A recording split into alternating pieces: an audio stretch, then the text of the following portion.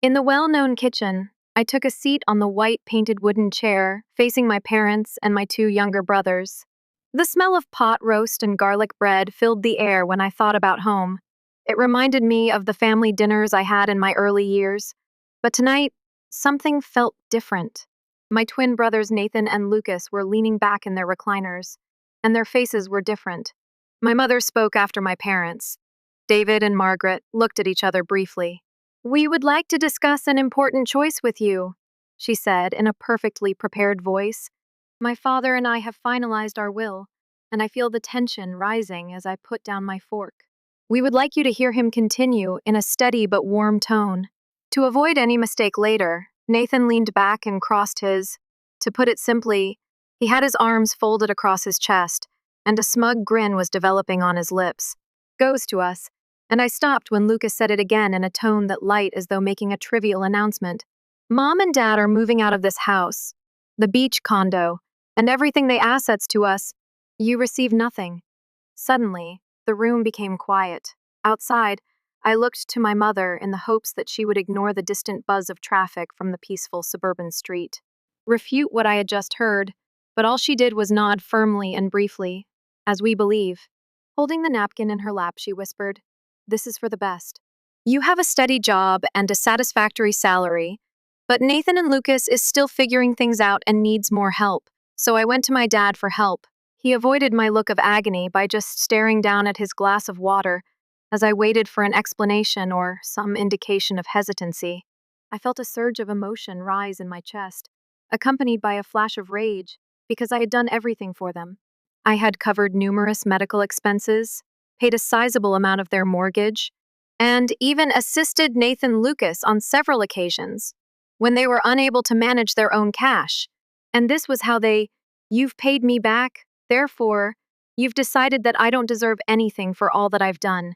Despite my best efforts to speak steadily, my voice faltered, and I was unable to conceal the intense pain behind my mother sighed, her eyes filled with emotion. I clasped my hands beneath the table, feeling the sting of disappointment because, "Evelyn, you always make everything about money." I tried to sound cool as I added, "It's not about money. It's about fairness and how I've always been there for you when you needed me. But now that I'm self-sufficient, I don't need." Nathan laughed briefly and shook his head, saying, "You are worthless to this family." Lucas laughed too, "But you're being dramatic. No one made you help yourself. You just enjoyed playing the martyr." His eyes flickered with amusement. "Perhaps you believed that if you threw enough cash at us, your parents would finally love you as, despite their affection for us." His remarks felt like a kick to the face, so I turned to. My parents remained mute as they waited for them to scold him and chastise him for his brutality. In that quiet moment, I understood everything, and I compelled myself to endure the agony. My throat was swollen, so I took a long breath and stabilized myself. "All right," I said. "Even if you decide that, I have Nathan, one of my own, who reared an— Oh, and what's that?" I pushed back my chair and raised my heart. I turned away from the pounding, so don't expect anything from me going forward. They left the aroma of garlic bread and pot roast behind their astonished faces at the dining table. It was reassuring, yet when I left, I felt empty and pointless. I knew right away when someone stopped me and called my name without hesitation. When I left the house where I had grown up, everything had changed, and I didn't feel familiar. There was no lasting bond. The coziness of family meals and the safety of childhood had long since vanished. After I left, the door clicked shut with an irrevocable finality. The night air was cool, but as I drove home, I felt a searing heat rise to my temples. I didn't turn on the radio as usual, because I needed some time to gather my thoughts. Why was I shocked at all? Back in my flat, I knew all along that I was nothing more than their financial safety net. My hands shaking, I fell onto the couch and unlocked my phone, replaying the conversation in my mind each time. As the news spread, Nathan and Lucas were receiving everything, and I was the only one left. Who had sent Lucas money, made amends, and financed Nathan's tuition each time he changed majors? I had nothing left over when he needed a new car for his social media persona, so I opened my bank account. Like a cruel reminder, the app's statistics stared back at me. $1,900 in order to pay my parents' mortgage and other bills. I had been paying them $1, $200 each month. Every time Nathan and Lucas contacted to complain about financial difficulties, my parents claimed that I was. They are prosperous and self-sufficient. But what would happen to them if I didn't help them? My pulse thumped as I held my finger over the automatic transfer box, wondering if they could even keep their house. I had taken on this load as my responsibility for years, yet this was their decision. They had made it apparent that they didn't need me, and nobody was pressuring me to go on. I pushed the cancel notification button for 1 and 2 seconds. A wave of emotion was successfully prevented when recurring payments appeared. Crashing over me caused me to feel angry and bitter, but also relieved. I put my phone down and sank into the couch, feeling as though a burden I had been carrying for a long time had been lifted. I stayed up that night, unable to sleep, reliving the previous years in my mind. Bring the late evenings working overtime to mail Nathan's tuition, the vacations I had declined to pay their mortgage. I once believed that money and the sacrifices I made were important, but now I only needed a small token of appreciation and acknowledgement. When my phone rang the following morning, they were unable to provide me with that. I was hesitant to respond, Evelyn. Did you cancel this month's? I made the payment and inhaled deeply. Her voice was harsh with fear, but she covered it up with that usual tone of disappointment. I knew I didn't have to do this any longer, so I said, "Breathe, Mom. Why are you silent for a moment? You know that family members help one another. I depend on that cash to pay the bills." I clenched my jaw and maintained a steady voice. "Mom, your family is only important to you when I pay for all the years of assistance. But I still don't mean, if anything, you're being self-centered. Evelyn, why are you acting like that, Rose?" I chuckled because, simply due to the will, money isn't everything. I was the one who paid your bills, not for fun or financial gain. Why don't you ask Nathan and the rest of the family if money isn't an issue? Instead, Lucas should take care of you. As the connection went silent, I could imagine my mother's, "I can't believe how angry and frustrated you are about being faced." She eventually remarked, "This isn't the Evelyn I grew up with." Mom, I closed my eyes and felt a burden in my chest. I hung up before she could say anything more, but you never truly saw me. Emotions were running through me as I stood in my apartment. I knew she would call again. Dad could attempt it. Nathan, and even though Lucas would undoubtedly jump in with their accusations or derision, I didn't feel I had to respond because I was no longer the family's primary caregiver, and I wasn't alone. One was bearing the burden I had released, and it turned out to be the best choice I had ever made. Mom had described exactly what I felt when I put my phone down on the table, feeling both light and heavy at the same time. I anticipated accusations of betrayal and selfishness, but she was unaware that I had heard those words so often that they had become meaningless. I looked. Suddenly, I saw my flat differently. It wasn't just a place to stop over on the way to work or endless banking. It was the one area I didn't have to carry when I transferred to my family. Responsibilities of others. I opened my laptop, retrieved my bank balance, and saw the list of my parents' and Nathan's monthly spending looked back at me. Lucas served as a continual reminder of their reliance on me. Not I canceled each confirmation one at a time, feeling like a sharp cleaner.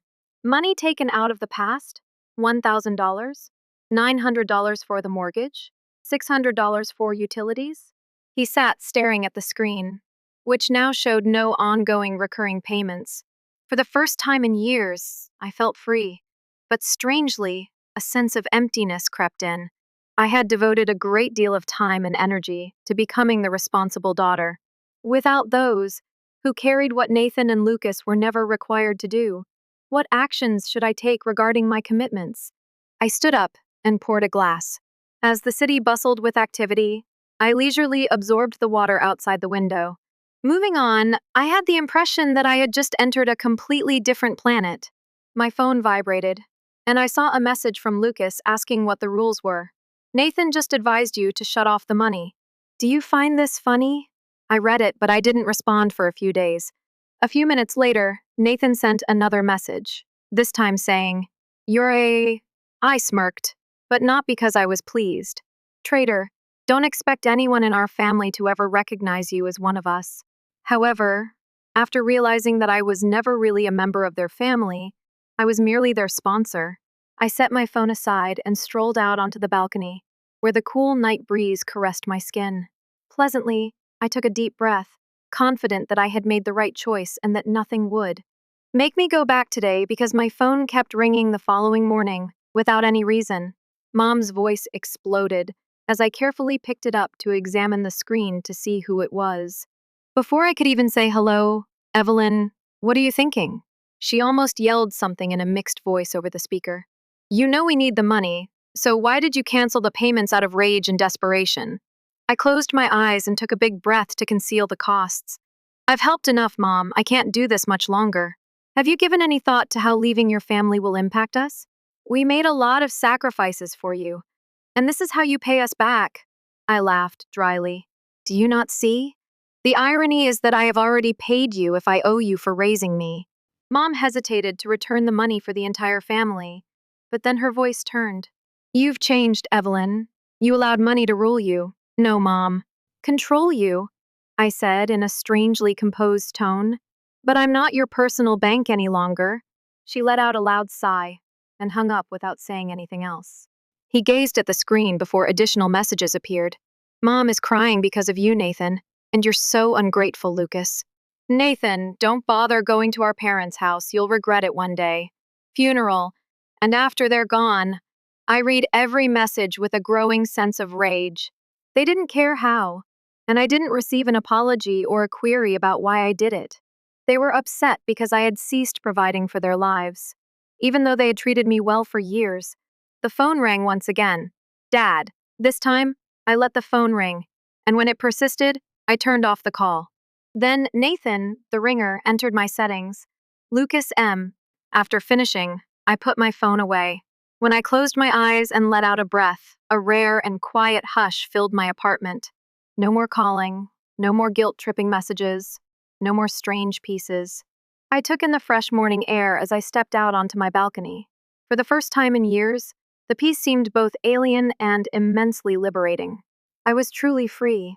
3 weeks passed without any more constant calls. Mom's guilt-ridden communications gave me the impression that they had finally accepted the situation. The reality that I was no longer their source of financial support dawned on me one Friday night. My screen displayed a notice about tomorrow's 7:00 p.m. family gathering. Don't be late. Without any explanation, I felt a terrible sense when I read my mother's note. A part of me wanted to dismiss the feeling in my chest, but a smaller yet persistent part of me murmured that, perhaps after everything that had happened, this was the last opportunity for things to improve. Occurred, and since they genuinely wanted to speak with me honestly, I chose to. The atmosphere in the living room, when I first arrived at my parents' house, was Nathan and Lucas were already seated on the couch, their arms crossed, and their faces grim. My mother was sitting in the armchair, while my father was standing next to the fireplace, looking chilly. I don't understand you, Evelyn. Her eyes were red and swollen, as though she had been crying before I could speak. Her voice trembled even more. How much more do you want to ruin this family? I scowled. What are you? Speaking of my father, I sighed deeply. You've caused us great financial hardship. I laughed. If you continue to be stubborn, your mother will lose it. However, it lacked comedy, so now I'm the cause of Mom's tiredness. What about, she appeared to be doing okay over the years I provided for this family financially. Nathan laughed and shook his head. Do you truly believe that money is the center of the universe? Lucas leaned forward with his arms crossed in defiance around you. Come on, you did a great job. Why are you making such a fuss over a cozy life? You're only paying for your selfishness. Words were harsh. I had expected a sincere discussion when I arrived, but I encountered pressure and manipulation, so I took a long breath to regain my composure.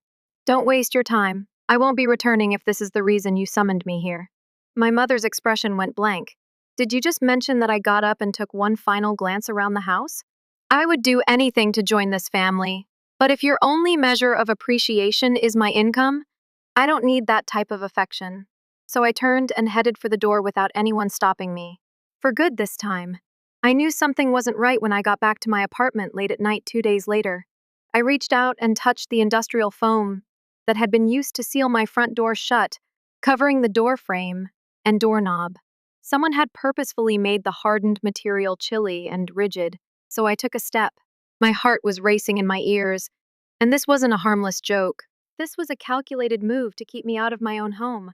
I immediately grabbed I took out my phone and glanced at the security camera in the hallway. I quickly viewed the clip from earlier that night, and then Lucas appeared, sporting a sweatshirt and a baseball cap. But he smirked while holding the foam spray can, and his posture and stride were obvious. With my hands shaking with anger, I meticulously filled all the cracks and crevices in my door. Without hesitation, I contacted when the police officers showed up. I gave them the video as proof, and one of them nodded while watching it. With a chill going down my spine, I grabbed my phone tightly and asked, "Do you want to press charges?" Spine. This situation would only get worse if I let it go. Lucas wasn't just upset. I took a long breath and fixed my gaze firmly, determined to hold him accountable even if it meant going beyond the bounds of retaliation. My phone rang again the following day, but I ignored it. So, after a while, Nathan phoned the cops. So I eventually picked up Evelyn. Although my father's tone was severe, I couldn't understand how you could do this to your own family. Reacting coolly, Lucas damaged my stuff if he didn't want to deal with. I didn't hesitate to charge him for the harm my father's tone caused. $3,000, I laughed dryly. How could you extort your own brother like this? It's hardly extortion, Dad. Phoned penalties, and the following morning, a $3,000 deposit was sent to my account, I received the message with a sour tone attached, and I never want to see you again. A notice brightened my Evelyn, a distant relative, left a message on my phone. Is what people are saying true? You desert your family despite their hardships. I scowled when another message arrived. When I opened social media, your parents and brothers looked after you your entire life. How could you cut them off like this? And saw right away that my mother had been spreading a wholly untrue story. She had written, I wrote a lengthy Facebook post asserting that I was selfish and had abandoned my family at their time of need. I loved myself and had left my ailing parents and struggling brothers in the hands of strangers who didn't know the whole story. Remarks that were full of fawning compassion for her and demonizing me. I found it heartbreaking to read through the comments. When prosperous kids lose sight of their parents' sacrifices, they have sacrificed everything for their children, and this is the gratitude they receive. Evelyn must have let money control her because I became enraged, because my own family had rewritten the story, not because of the opinions of strangers, making me the antagonist by failing to disclose that I had covered the majority of my parents' mortgage. I had paid Nathan and Lucas's tuition and even their personal expenditures, but they neglected to mention that I had to contact the police to ensure my safety after my flat suffered damage. They only depicted I sat in silence for a few minutes, wondering if I should continue to be silent about her being a callous daughter who abandoned her family. I had put up with their manipulation for far too long, so I decided to disregard everything and let them steer the story. I opened my app, tapped on a new post, and decided to be honest if my family wanted this to be made public. In my essay, I detailed every dime I had sent throughout the previous 10 years. Even the money Nathan and Lucas spent on new cars was paid for by the money I had spent to help them maintain their home and pay for college. On trips, I mentioned that they had always viewed me as an ATM rather than as a dear daughter or sister. Lucas had blocked my apartment door with industrial foam, so I had to get I did not abandon my family, and they never considered me a member of their family. However, now that I've decided to stand up for myself, I hit post, and within hours, family members began to inquire about what I had posted. An aunt messaged me with these questions, and other people responded that they were startled because they had never heard of them before. Some extended family members even quietly questioned whether it was true that I had provided for my family financially for years. I began criticizing my mother for distorting the facts, but the strongest response came from my immediate family. When I answered right away, Evelyn's voice was so angry that it was almost unintelligible. "What the hell did you just do, Mom?" I told the truth while maintaining my composure. "You have the right to share your version, and I will do the same." She was panting, and you're making fun of her. Have you considered how this makes Nathan and your family feel? Your father is so embarrassed that he won't even leave the house. Lucas noticed that I was gripping my phone tightly. Did they consider how I felt at the time? Did Lucas consider me when I was hurting my back when he damaged my house? Pay their expenses? She fell silent, but she twisted the issue as usual. Her voice became icy. You're ruining our family. If you do this, don't expect to. We are no longer family, so please return. I closed my eyes and inhaled deeply. I hung up without crying or feeling sorry for the way you wrecked this family. Not me, Mom. I felt relief for the first time in my life when my family left. However, that phone conversation with my mother was the last time I heard from them, so perhaps they were never really my family in the first place. Following my post, her voice caused my family to go utterly silent. There were no more angry texts. In a rage, Nathan stopped calling my father, cutting off all communication. They had never known me, but this time I didn't sense it first. I felt guilty but liberated. The quiet didn't feel like the evenings I used to. Spending money on my family's financial issues made me feel less hopeless. No more postponed plans due to late night calls, because I was required for assistance. I poured myself into work, focusing all of my attention on a big project that my company was working on. Not only did I complete it ahead of schedule, but I also received a promotion. On the day I received my promotion letter, for the first time, I felt proud of my new office as I gazed out over the city through the floor-to-ceiling windows. Life. I could relish my accomplishments without feeling compelled to tell anyone about them. And then I made the decision to go on a trip. Had always wanted to go on a lengthy vacation, but each time I considered treating myself, I felt dragged back into my duty. But since nothing was stopping me now, I purchased a ticket to Italy. The cobblestones of Florence made me feel as though I had entered a completely different world as the jet touched down. The streets, outdoor cafes filled with the aroma of cappuccino, and old buildings whispering historical tales are all captivating. I felt more alive than ever after exploring Florence's winding streets. I always ate the freshest food and marveled at Renaissance artworks for hours in museums. As the sun sank over the terracotta rooftops, I sipped rich red wine with the pasta of my life. I had stopped worrying about other people all the time, and I was no longer my family's bank account. One late afternoon, I was alone myself in a little cafe close to Piazza della Signoria. I checked out this establishment, and you seemed to truly appreciate it while sipping a hot coffee. He had light brown hair, a laid-back smile, and I believe that I have fallen in love with this city, I said with a slight smile and a sip of my. He took out a chair and, without asking, sat opposite me, as if we had been friends for years. I arched an eyebrow, thinking, this is my third time returning. Are you a devoted traveler? My name is Alex Evan, and we spoke for a while. He was from New York. York had a strong interest in European architecture and worked as an interior designer. He had a steady, quiet voice, occasionally filled with easy humor that I couldn't understand. When was the last time I spoke to someone without feeling rushed or tense? Alex was there. It was straightforward and devoid of pretension or expectations. As I stood up to leave, I discovered a genuine connection between two strangers. I'd be delighted to accompany you if you ever want company while exploring Florence. I nodded after a brief pause, thinking I would enjoy that the next time. A few days felt like a dream, as Alex and I strolled by the Arno River, tried gelato, and explored local markets. When a golden sunset painted the sky, neither you nor he inquired about my family. Examining my background, he simply saw me for who I was at this precise moment, a woman. For the first time in my life, I felt appreciated for her independence, rather than for my money one evening as we sat together. Not for my obligations, but simply for being myself.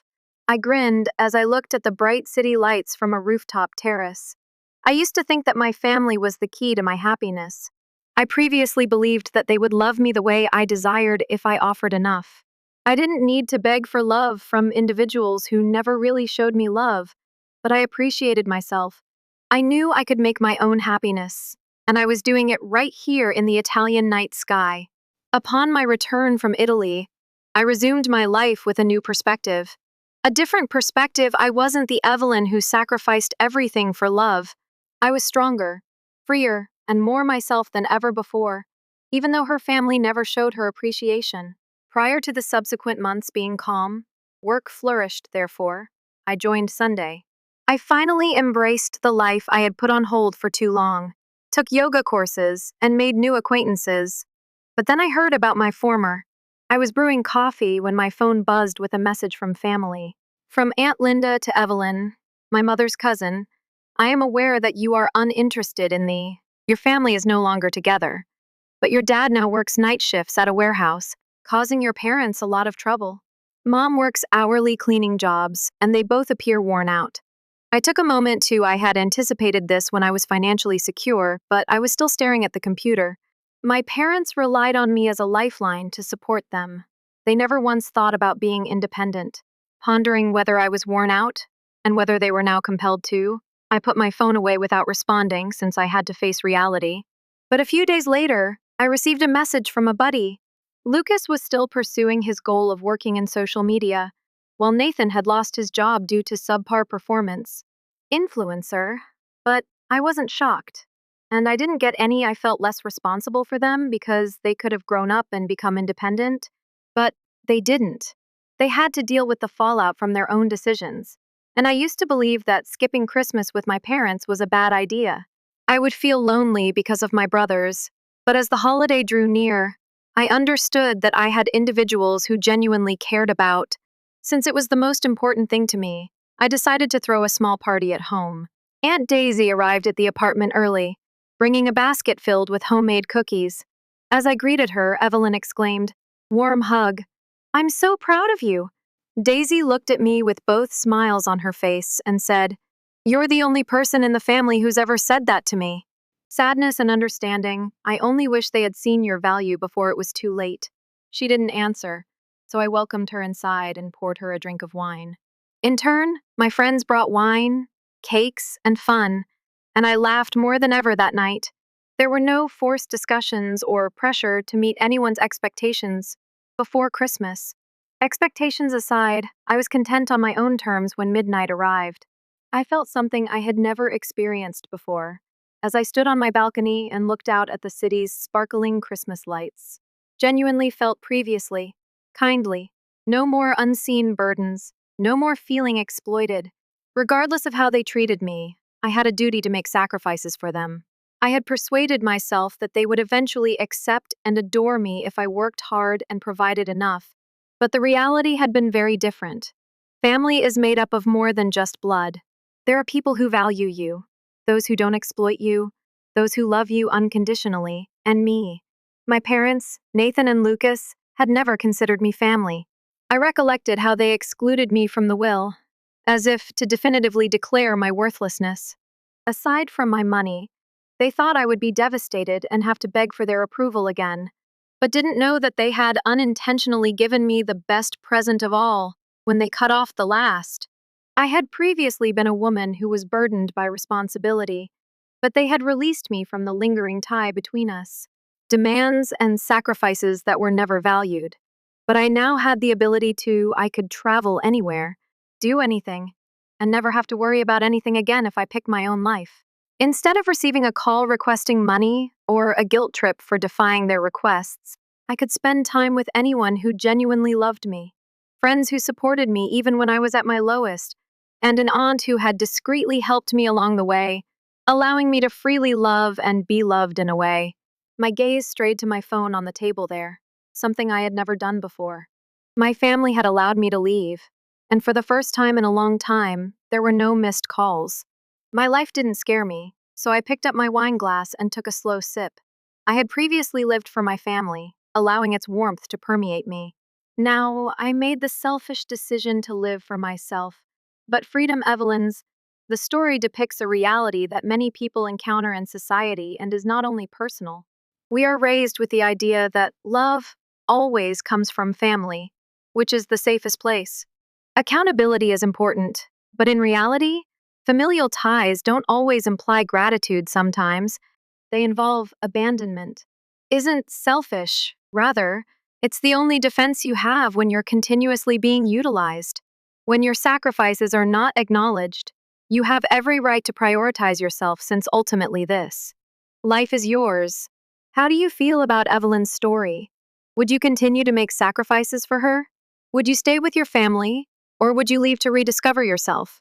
Please share your opinions in the comments section and remember to follow. Follow the channel to ensure you don't miss any more poignant tales about family and life.